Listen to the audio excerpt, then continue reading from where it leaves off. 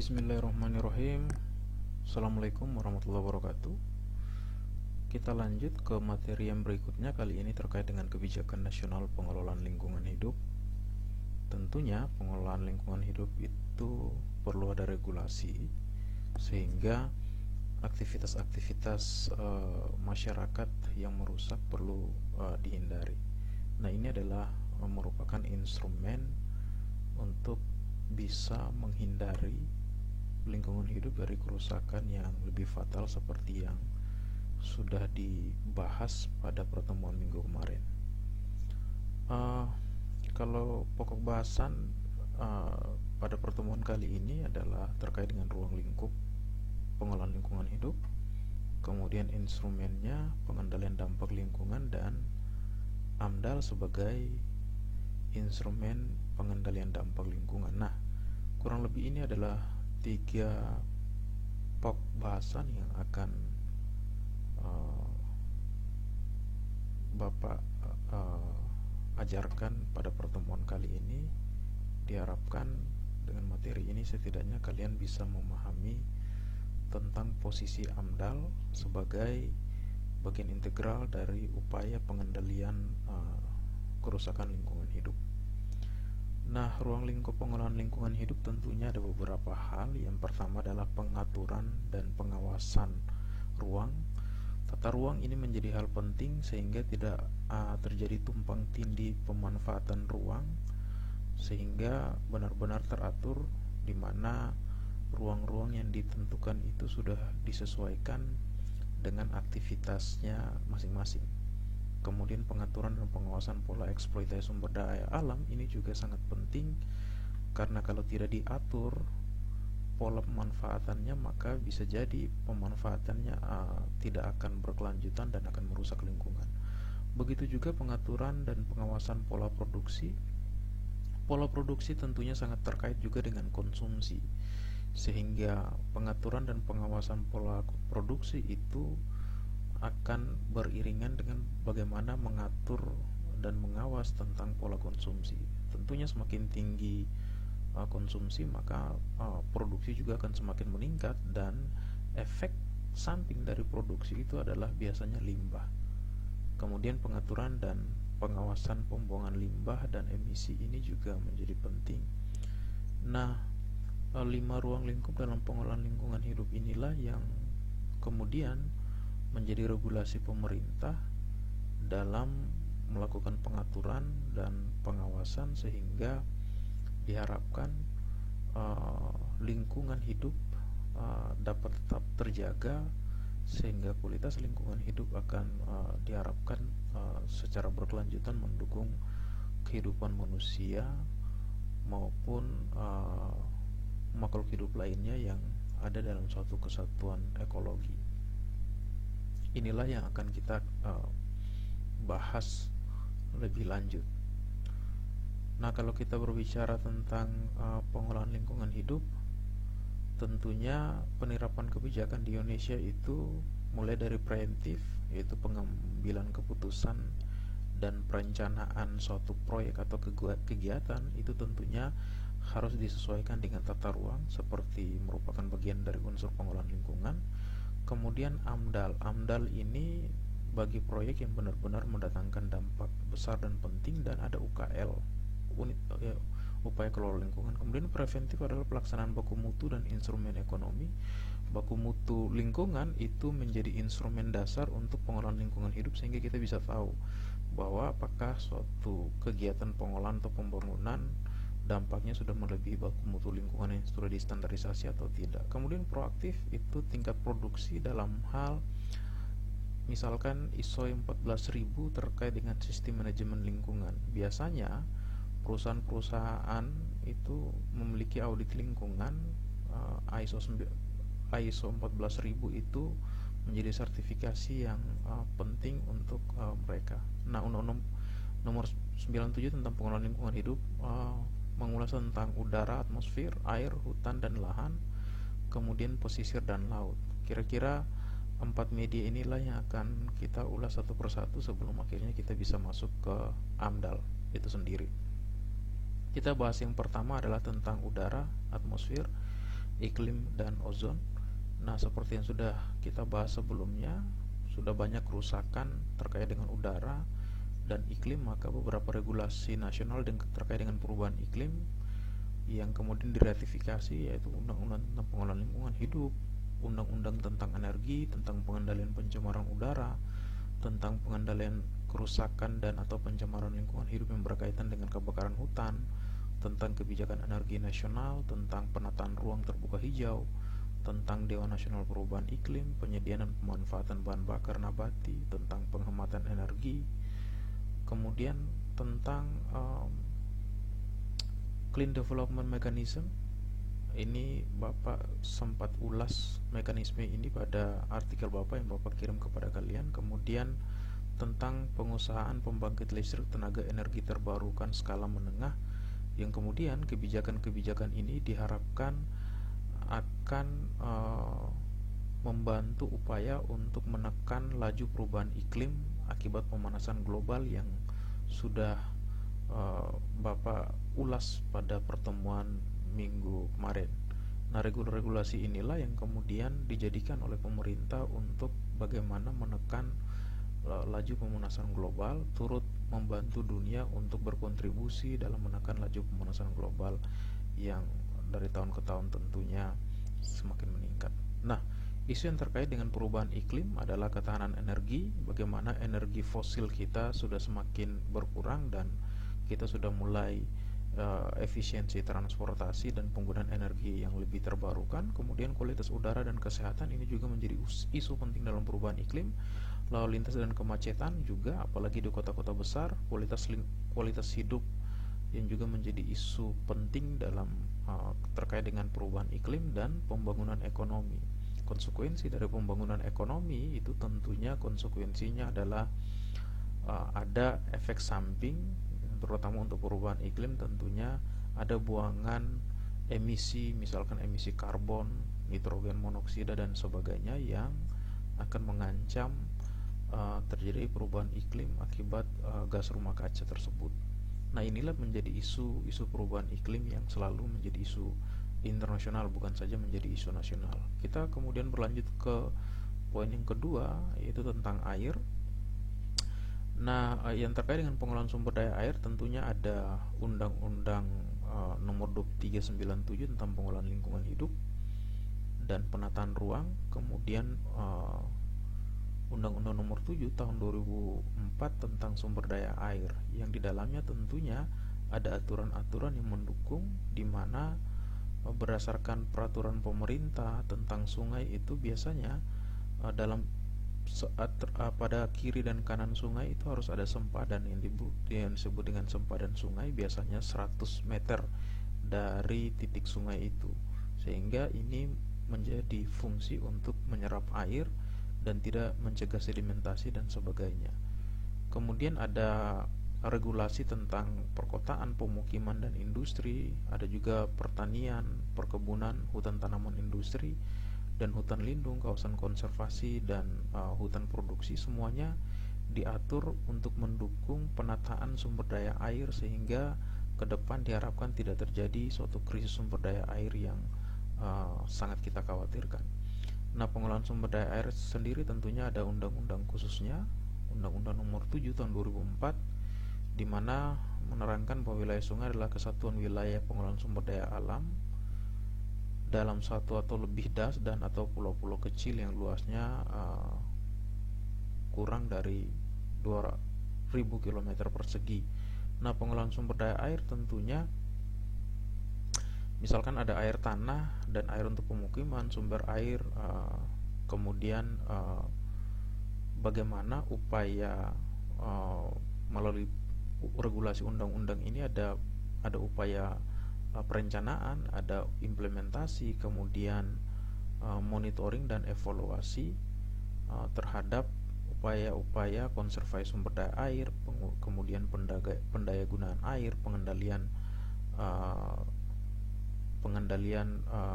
kerusakan yang kemudian dapat mengancam terjadinya hal-hal yang tidak diinginkan seperti pencemaran dan banjir, kemudian pemeliharaan keberadaan dan keberlanjutan keadaan, sifat dan fungsi sumber daya kualitas dan kuantitasnya dan untuk kebutuhan hidup. Nah, semua regulasi tentang air ini tentunya untuk mendukung agar ke depan tidak terjadi krisis air karena sumber air sudah semakin tercemar atau karena sumber daya air itu sudah semakin menyusut. Nah, kemudian ada produk peraturan yang berkaitan dengan ekosistem sungai. Nah, seperti yang terlihat pada gambar bahwa sempadan sungai itu berdasarkan peraturan undang-undang tentang sungai itu justru kiri kanan sungai itu, badan sungai itu adalah sempadan yang tidak boleh ada pembangunan apa-apa di situ. Fungsinya untuk mencegah sedimentasi dan kemudian sumber air dapat tetap terlindungi dan dapat mendukung keberlangsungan ekosistem yang ada sehingga dapat terus berlanjut pemanfaatannya oleh manusia maupun interaksi dengan makhluk hidup lainnya yang ada. Nah, ini adalah berbagai regulasi tentang sungai. Sudah sangat banyak peraturan pemerintah baik tentang sumber daya air, regulasi khusus peraturan pemerintah tentang sungai yang tujuannya adalah bagaimana zona-zona pemanfaatan sungai itu benar-benar bisa diimplementasikan dengan baik. Sungai tidak bisa secara sembarangan dimanfaatkan tanpa melihat kepada peraturan perundang-undangan yang ada, karena lagi-lagi sungai ini juga sumber daya alam yang menyangkut hajat hidup orang banyak sehingga pemanfaatannya benar-benar harus berwawasan lingkungan dan berkelanjutan. Nah, jadi undang-undang tentang sungai pasal 27 itu larangan membuang benda bahan padat dan atau cair atau limbah ke dalam maupun di sekitar sungai. Nah, namun kalau kondisi yang kita lihat sekarang ini justru tidak ini. Kemudian kita ke hutan. Nah, undang-undang pengendalian kerusakan hutan dan lahan itu juga sangat banyak tentang pengelolaan lingkungan hidup.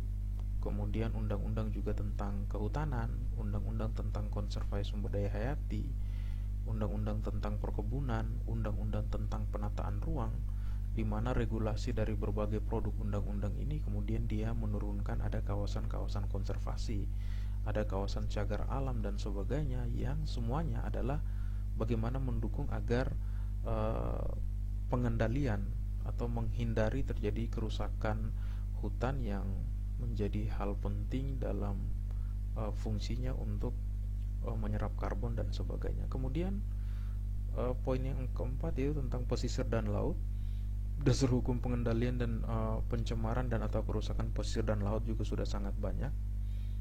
Ada peraturan Menteri Negara Lingkungan Hidup, kemudian ada peraturan pemerintah tentang pengendalian dan pencemaran atau kerusakan laut, ada keputusan menteri tentang baku mutu dan sebagainya.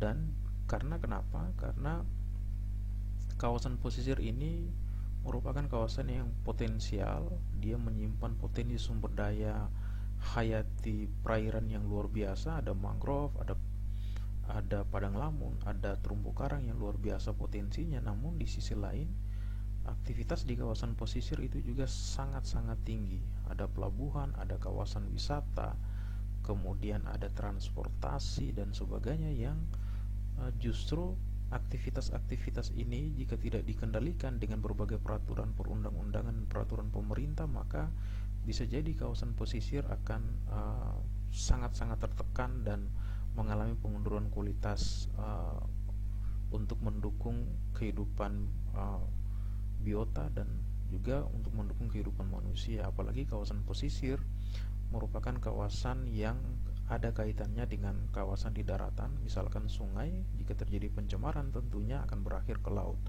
Nah, itulah yang kemudian regulasi tentang pengelolaan dan pengendalian pencemaran dan kerusakan kawasan pesisir itu luar biasa sangat banyak, karena kawasan pesisir inilah menjadi pusat dari kegiatan aktivitas masyarakat, yang kemudian dengan aktivitas ini tentunya banyak hal yang dapat memicu atau menimbulkan kerusakan-kerusakan lingkungan yang tidak terhindarkan.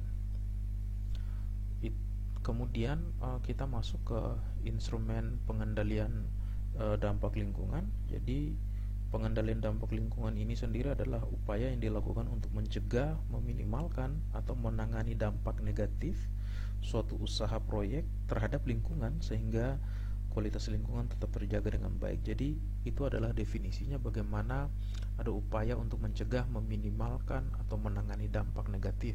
Kalau tidak bisa mencegah, maka kita meminimalkan atau kita menangani dampak yang sudah terjadi, sehingga tetap kualitas lingkungan hidup itu dapat tetap terjaga, sehingga memberikan manfaat dalam mendukung kehidupan manusia dan makhluk hidup lainnya yang ada di muka bumi. Nah, kemudian tujuan pengendalian dampak lingkungan yang pertama adalah terkendalinya pemanfaatan sumber daya alam secara bijaksana, kemudian terlindunginya negara dari dampak usaha atau kegiatan di luar wilayah negara menyebabkan pencemaran atau perusakan lingkungan hidup, kemudian tercapainya kelestarian lingkungan hidup, tercapainya keselarasan, keserasian, dan keseimbangan antara manusia dan lingkungan hidup, termasuk manusia dengan makhluk hidup yang lain, terwujudnya manusia Indonesia sebagai insan lingkungan hidup yang memiliki sikap dan tindak yang untuk melindungi dan membina lingkungan hidup agar benar-benar dapat tetap memberikan manfaat secara berkelanjutan bagi manusia dan makhluk hidup lainnya. Kemudian yang terakhir adalah terjaminnya kepentingan masa kini dan generasi masa depan. Ini menjadi poin penting, di mana ini adalah poin dari prinsip pembangunan berkelanjutan.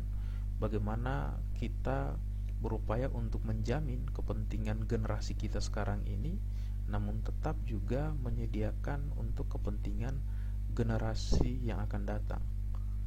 Nah, ini prinsip dari pembangunan berkelanjutan. Makanya ini salah satu poinnya juga merupakan poin dari tujuan pengendalian lingkungan hidup yang sudah ditetapkan oleh pemerintah. Nah, itulah tujuan dari pengendalian lingkungan hidup. Selanjutnya, dalam pelaksanaan proyek pembangunan, upaya atau pengendalian itu biasanya dilakukan dalam 3 tahap. Ada prakonstruksi, konstruksi, dan tahap operasional. Nah, tahap prakonstruksi merupakan jenis pekerjaan yang harus dilakukan pemrakarsa atau pemilik proyek sebelum memulai pekerjaan fisik, misalnya melakukan penyuluhan kepada masyarakat tentang rencana proyek, pematokan batas, termasuk proses pembebasan lahan. Kemudian tahap konstruksi adalah kegiatan pembangunan atau pekerjaan fisik sehingga proyek siap beroperasi, misalnya proyek pembangunan pabrik pengolahan udang.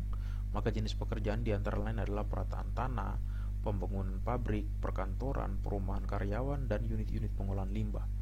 Kemudian berikutnya adalah tahap operasional. Ini merupakan kegiatan setelah semua pekerjaan fisik selesai. Pada tahap ini jenis pekerjaan yang sudah tertentu dan rutin selama proyek beroperasi sesuai dengan perizinan yang dimiliki, misalnya aktivitas pengolahan udang pada pabrik udang yang hasil sampingannya pasti berupa limbah cair yang dibuang ke perairan sungai atau laut. Maka tahap-tahap dalam tahap operasional ini penting untuk melakukan pemantauan dan pengolahan, termasuk pemantauan lingkungan dan pengolahan limbah jika itu untuk menghindari dampak yang buruk terhadap lingkungan di sekitarnya. Selanjutnya, AMDAL sebagai instrumen pengendalian dampak lingkungan. Nah, ini adalah AMDAL. Sejarah AMDAL, analisa mengenai dampak lingkungan ini sendiri mulai ditetapkan di Indonesia setelah ditetapkan peraturan pemerintah nomor 29 tahun 86 tentang AMDAL dan diterbitkan Kepmen Lingkungan Hidup tahun 87. Selanjutnya Permen dan sebagainya yang kemudian di dalamnya berisi tentang pedoman umum pelaksanaan analisis mengenai dampak lingkungan, yang mana AMDAL ini sendiri merupakan salah satu poin penting sebagai alat atau sebagai instrumen pengendalian dampak lingkungan khususnya yang ada di Indonesia. Nah, definisi AMDAL sendiri adalah kajian mengenai dampak besar dan penting dari suatu usaha atau kegiatan yang direncanakan. Ini artinya yang direncanakan berarti kegiatan yang belum jalan tapi sudah direncanakan pada lingkungan hidup yang diperlukan bagi proses pengambilan keputusan tentang penyelenggaraan usaha dan atau kegiatan. Jadi dalam membangun suatu proyek atau mega proyek jembatan dan sebagainya, maka untuk ada surat izin pembangunannya diantaranya adalah perlu ada dokumen AMDAL, karena pembangunan proyek skala besar biasanya pasti akan memberikan dampak, baik dampak positif maupun juga dampak negatif, baik fisik, kimia, biologi, sosial, ekonomi, budaya, ekonomi dan sebagainya. Nah, mengapa diperlukan AMDAL?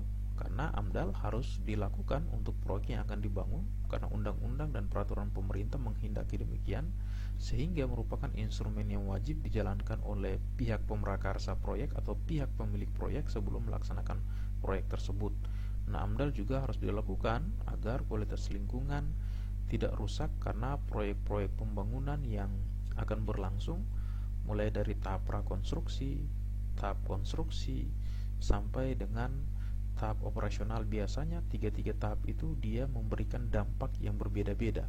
Makanya AMDAL itu dia akan memberikan rekomendasi terkait dengan apa saja yang harus dilakukan, termasuk pemantauan dan pengelolaan lingkungan, baik prakonstruksi,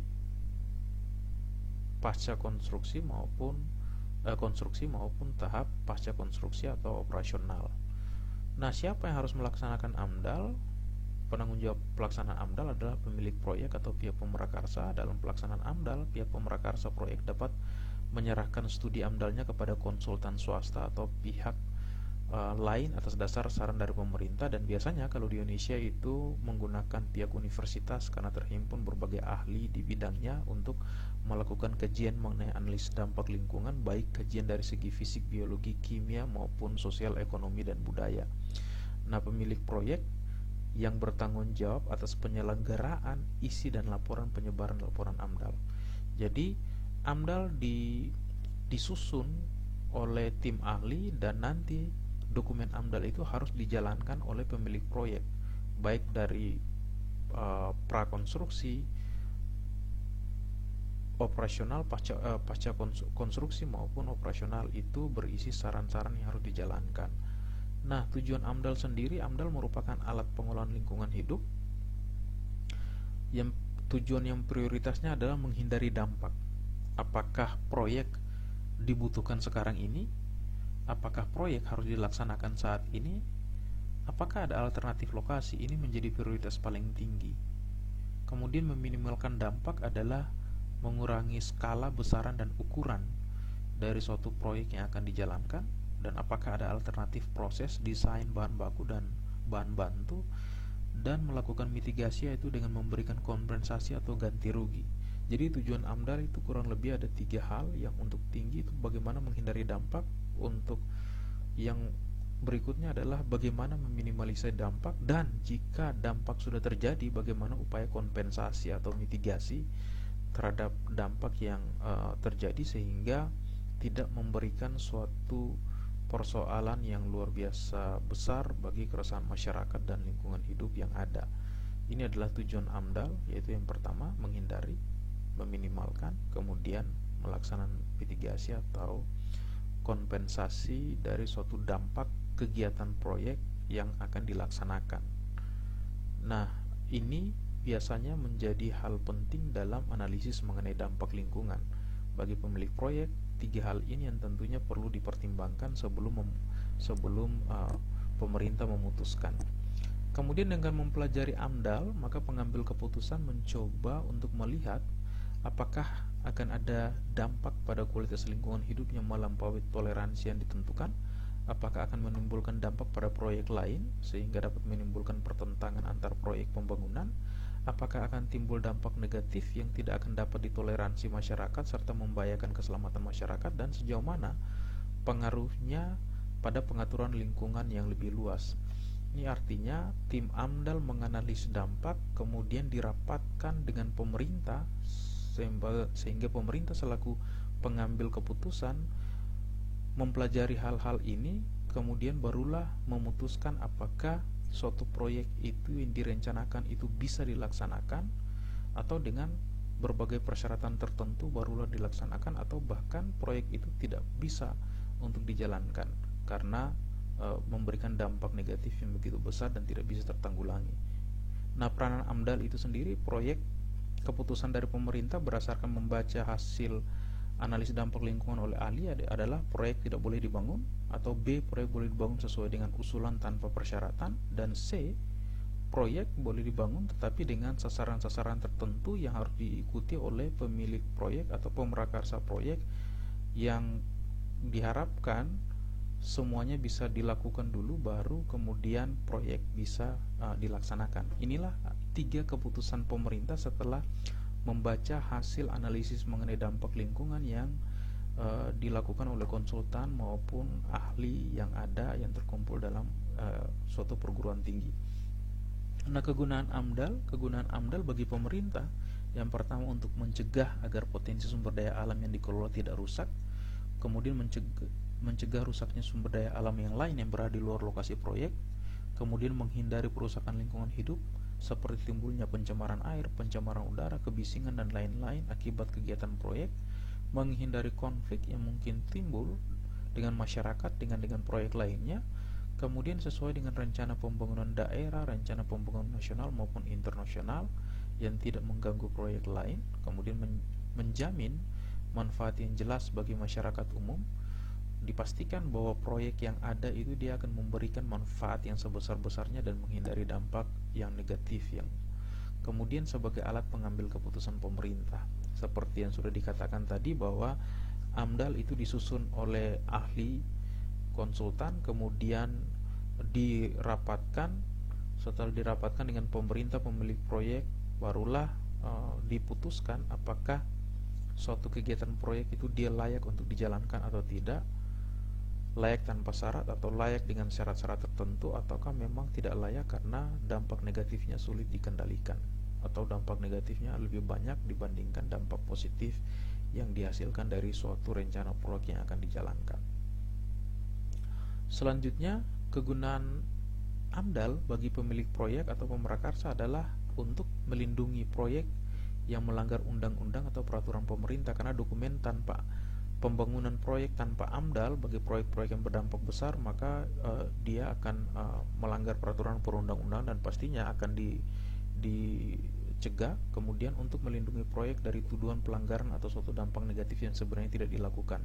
Biasanya suatu proyek itu akan ada dampaknya, maka dokumen AMDAL itu sebagai bukti bahwa akan memberikan dampak A, B, C, dan sebagainya. Kemudian untuk melihat masalah-masalah lingkungan yang akan dihadapi di masa yang akan datang, biasanya berisi prediksi yang akan terjadi untuk mempersiapkan cara pemecahan masalah sebagai sumber informasi lingkungan di sekitar lokasi proyek secara kuantitatif, sebagai bahan untuk analisis pengelolaan dan sasaran proyek, sebagai bahan penguji secara komprehensif dengan perencanaan proyek untuk dapat menemukan kelemahan dan kekurangan untuk segera bisa diatasi, dan untuk menemukan keadaan lingkungan yang membahayakan proyeknya, misalnya banjir, tanah longsor, dan lain-lain. Jadi AMDAL bagi pemilik proyek itu sangat penting untuk menghindari terjadi kerusakan lingkungan yang fatal dengan melakukan rekomendasi pemantauan dan pengolahan lingkungan yang ada di dokumen AMDAL. Kemudian kegunaan AMDAL bagi masyarakat, misalkan kegunaan AMDAL bagi masyarakat ini tentunya dapat mengetahui rencana pembangunan di daerahnya sehingga dapat mempersiapkan diri untuk menyesuaikan kehidupan apabila diperlukan. Misalkan akan ada proyek besar, maka distribusi masyarakat dari berbagai daerah akan ada di situ, sehingga percampuran budaya juga tentunya akan terjadi sehingga masyarakat sudah harus siap. Kemudian mengetahui perubahan lingkungan di masa sesudah proyek dibangun sehingga dapat memanfaatkan kesempatan yang dapat menguntungkan. Misalkan bisa menjadi karyawan di proyek tersebut, kemudian turut serta dalam pembangunan di daerah sejak awal, khususnya dalam memberikan masukan, informasi, atau ikut langsung dalam pembangunan. Pemahaman hal ihwal mengenai proyek secara jelas akan ikut menghindarkan timbulnya kesalahpahaman sehingga dapat menggalang kerjasama yang saling menguntungkan, dan mengetahui hak dan kewajibannya dalam hubungan dengan proyek tersebut, khususnya hak dan kewajiban dalam ikut menjaga dan mengelola lingkungan hidup. Nah, itu adalah kegunaan bagi masyarakat. Jadi ada kegunaan bagi pemerintah, ada kegunaan bagi pemrakarsa untuk bagaimana dia bisa bertanggung jawab terhadap proyek yang dijalankan, dampak apa saja yang dia bisa tahu akan terjadi di masa yang akan datang. kemudian bagaimana cara dia mengatasinya. Sementara bagi masyarakat itu intinya adalah sebagai bahan informasi untuk kebutuhan dia dalam menghadapi proyek yang akan dijalankan. Nah, selanjutnya jenis-jenis AMDAL. Ada 4 jenis AMDAL. AMDAL yang pertama adalah disebut dengan AMDAL proyek, dilakukan untuk rencana usaha atau kegiatan yang pembinaan dan kewenangannya berada pada satu instansi sektoral. Misalkan rencana pembangunan tambak udang intensif skala besar, maka akan mempunyai kewenangan memberikan izin dan mengevaluasi studi AMDALnya adalah pada Kementerian Kelautan dan Perikanan. Kemudian AMDAL usaha atau kegiatan terpadu atau multisektoral adalah AMDAL yang berlaku bagi usaha rencana pembangunan yang sifatnya terpadu, yaitu adanya keterkaitan dalam hal perencanaan, pengelolaan, dan proses produksi, serta dalam satu kesatuan ekosistem yang melibatkan kewenangan lebih dari satu instansi atau kementerian. Contoh, suatu kesatuan pabrik kertas yang kegiatannya terkait dengan proyek hutan tanaman industri untuk menyediakan bahan bakunya, kemudian pembangkit listrik tenaga uap untuk menyediakan energinya, dan pelabuhan untuk mendistribusi produksinya. Di sini terlihat adanya keterlibatan lebih dari satu instansi, yaitu Kementerian Perindustrian, ada Kementerian Kehutanan, dan Lingkungan Hidup, ada Kementerian Pertambangan dan Energi, bahkan ada Kementerian Perhubungan. Kemudian AMDAL kawasan adalah AMDAL yang ditujukan pada suatu rencana kegiatan pembangunan yang berlaku dalam suatu kesatuan hamparan ekosistem dan menyangkut kewenangan suatu instansi. Contohnya adalah rencana kegiatan pembangunan kawasan industri. Dalam hal ini, masing-masing industri yang berada dalam suatu kawasan besar itu tidak perlu lagi membangun unit pengolahan limbah misalkan, atau tidak perlu lagi punya AMDAL masing-masing, tapi dia sudah terpadu menjadi suatu AMDAL kawasan yang di dalamnya sudah mencakup berbagai industri yang ada. Misalkan pengolahan limbah, maka dia pengolahan limbahnya terpadu, dan unit pengolahan limbah itu nanti AMDALnya juga menjadi suatu AMDAL yang terpadu. Kemudian AMDAL regional adalah AMDAL yang diperlukan bagi rencana kegiatan pembangunan yang sifat kegiatannya terkait dalam hal perencanaan waktu dan pelaksanaan kegiatan. AMDAL ini melibatkan kewenangan lebih dari satu instansi. Misalkan pembangunan kota-kota baru itu tentunya dibutuhkan AMDAL sebagai instrumen penting untuk menghindari kerusakan lingkungan. Nah, jadi intinya AMDAL adalah suatu kegiatan atau perencanaan, merencanakan untuk memprediksi suatu kegiatan memberikan dampak negatif atau positif dan bagaimana mengelola dan memantaunya. Mungkin itu yang bisa Bapak berikan. Sekian dan terima kasih. Wallahul muwaffiq ila aqwamit thoriq. Wassalamualaikum warahmatullahi wabarakatuh. Kita bertemu lagi pada materi berikutnya.